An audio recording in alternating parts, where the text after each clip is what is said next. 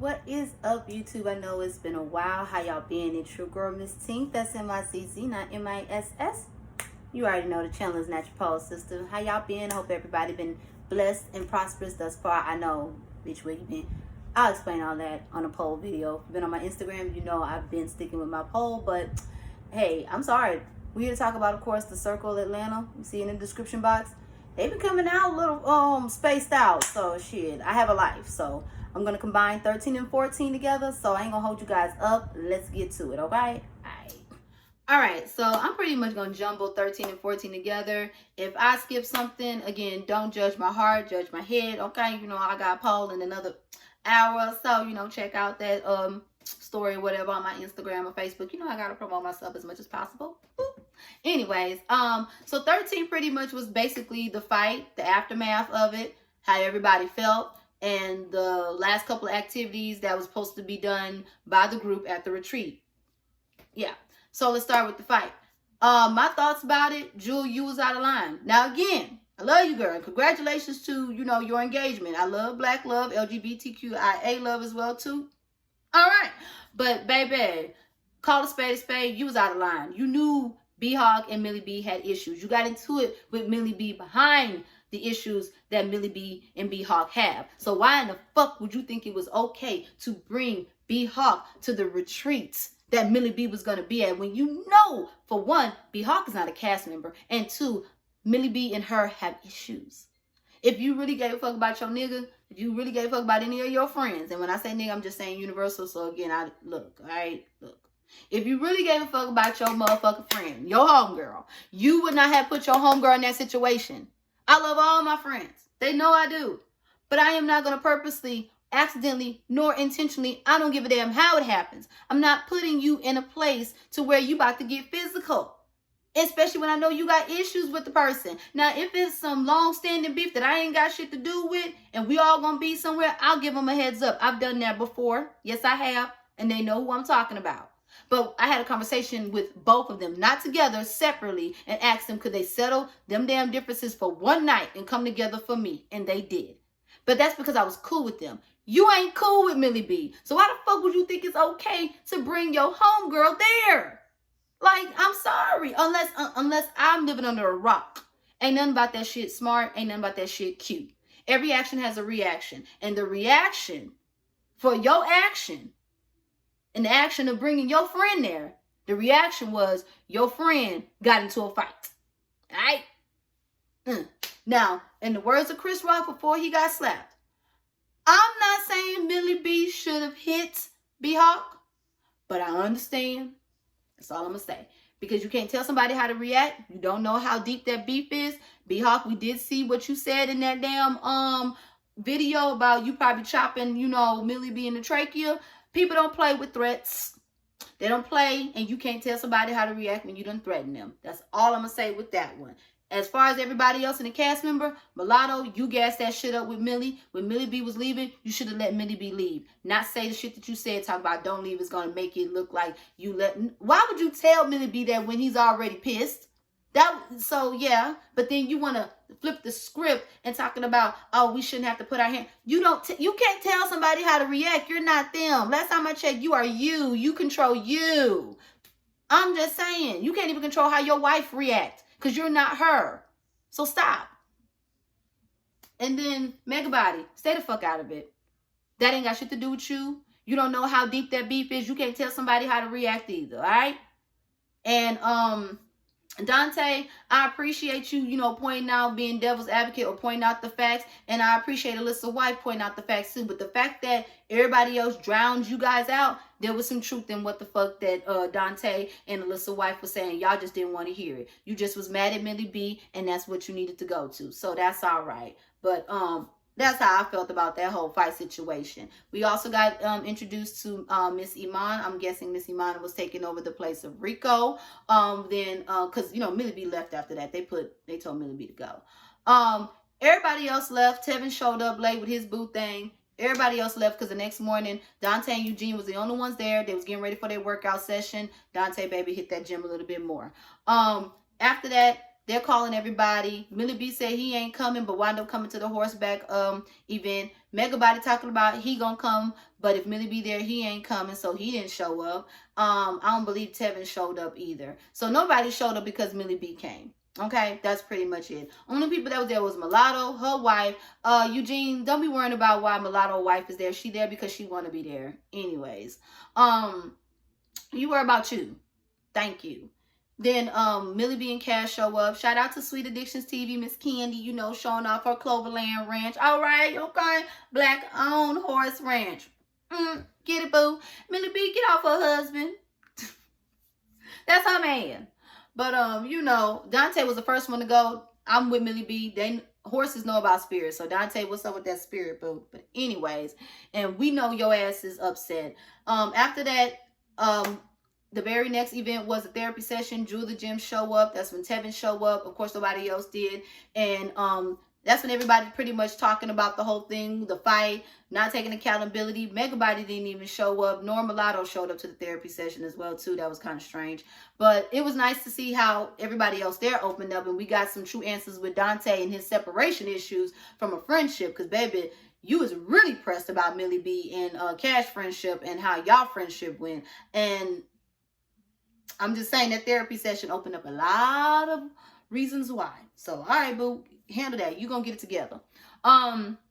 As that's going on, then we see Alyssa having her conversation with her family, Miss Destiny Brooks, you know, the House of Brooks, and, you know, Destiny Brooks' best friend as well. So I love that. I love actually both conversations because we got to see more into the characters, and I was feeling so much of what Miss Brooks was saying about how social media just basically brought it more to light. But as far as the death rate of not only Black trans women has been going on for a long time, it's just social media making it more known, but the same thing with Black Lives Matter too. So I enjoyed that conversation because Miss Brooks was speaking nothing but facts at the end of the day.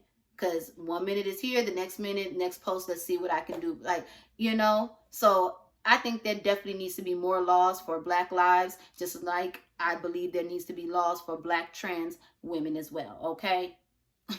Because this shit that's going on, no. I don't agree with none of that shit. Talking about you didn't know. Y'all motherfuckers knew. You just needed that as an excuse to justify that fuck shit you did. Sorry, y'all got to. Anyways, I enjoyed that conversation.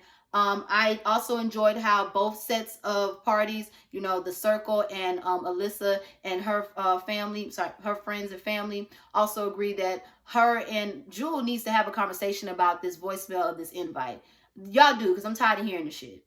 So please have this talk. And that's pretty much how episode 13 ended. So let's get to 14. All right, so pretty much episode 14 picks up from 13. They wrap up the whole therapy session, which was a good session as well. Again, we're still talking more about this whole Millie B fight situation, all of that shit. And I'm sorry, I don't agree with what Jules said about how Millie B was using Dante for a storyline. No. And Dante, the fact that you sitting over here talking about this pillow talk shit, you a little bit more pressed than Millie B ever was. That's all I'm going to say. I don't think it was used as a storyline. You're going to get them issues together, baby. That's all I'm going to say about that. But I definitely don't think it was a storyline. And, of course, they're going to have this talk about Alyssa and Jewel are going to have a talk about that whole voicemail thing. So, yeah. After that, and again, I'm looking at my notes, forgive me. We see the next event was pretty much the Lost and Found event, which I thought was really nice. We see Jewel, Dante, and Alyssa coming together. I guess Tevin couldn't show up. Of course, we knew the rest of the cast wasn't. Mulatto, she just got back in from some trip with her wife, but she gave things and told Dante to come pick him up. That's a lot of shit, girl. But again, give to the needy, because trust me, they need it. And again, it was overall sweet. I just like seeing that scene. I like how Jewel and Alyssa was able to put that shit to the side for now and be there for the children, for the youth, the people that really need it. And I love the fact that, you know, we got a little bit of backstory. We found out that Lost and Found was started November 10th, 2011, you know, all these double numbers, whoop whoop. And then we also was able to see, you know, one of their foundations where the youth are. I'm glad y'all respected their privacy and did not put them on camera, but I'm pretty sure they enjoyed the fact that Alyssa, Jewel, and Dante all spoke to them as well. So always love the positivity and give back to the community, okay? Okay, especially the Black community. After that whole event, we see that let me make sure I got, again, I'm looking at my notes, so forgive me. Want to make sure I'm on the right, thing. Okay. After that, we see this boring ass circle chat, video chat. This shit was boring. Pretty much Tevin gave Martell Star at Large the backstory. Martell Star at Large was me when it came to how he reacted to the story. When Dante chimed in, he gave his 2 cents or whatever. And I'm sorry, I was with Martell. It seemed like Martell Star at Large is the only one that clocked that shit. That I'm sorry, Mulatto, you gassed that shit up. Because if someone came at me like that, and I know the bitch that I don't like is in there, bitch, ain't nobody punked me. Granted, I probably would have never been in that type of situation because I don't like being around people I don't like unless it's a business transaction. Money got to be involved. Other than that, I will not put myself in that situation because I know me. Anyways, and I would be pissed if my motherfucking friends did that shit too. But anyways, so I agree with Martell Star at Large. He was me with my reaction. After the whole recap of the fight or whatever, they start talking about this whole trans shit. Now in this moment, I was Tevin. Conversation, I ain't got time for this shit. I done already said about this whole thing. Alyssa and Jewel need to have a conversation. Good day. Okay, Martell Star at Large took the time out of his day to explain that shit to Dante, I guess. Then that's when Alyssa chimes in, and Alyssa basically invites everybody to her brother's restaurant, Los Margaritas. And apparently, Martell Star at Large been there, and he down for the Taco Tuesday. I don't blame you. I love a Taco Tuesday too. And then that's when Dante proceeds to talk about, how you gonna do the invite, bringing up that messy shit. Alyssa like, look, I don't give a damn about this messy shit, what's going on. Yes, a conversation needs to be had between me and Jewel, but I'm inviting everybody. You come, you don't, you don't. I'm coming high as Cooter motherfucking Brown, coming to get my damn margaritas and tacos for half price because it's Taco Tuesday, and I know the owner because they my motherfucking brother. Do y'all want to come, yes or no, and get the shit for the half off or whatever discount I can try to get y'all?